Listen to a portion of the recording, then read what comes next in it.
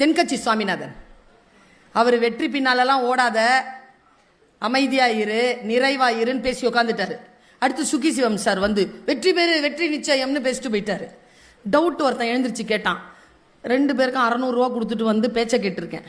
காலையில் இந்த ஆள் வெற்றிக்கு பின்னால் ஓடாத, அமைதியாயிருன்ற, இவர் வெற்றிக்கு பின்னால் ஓடுங்கிற, நான் எதை கேட்கறது? அதுக்கு சுகி சிவம் எழுந்திரிச்சார் பதில் சொல்றதுக்கு.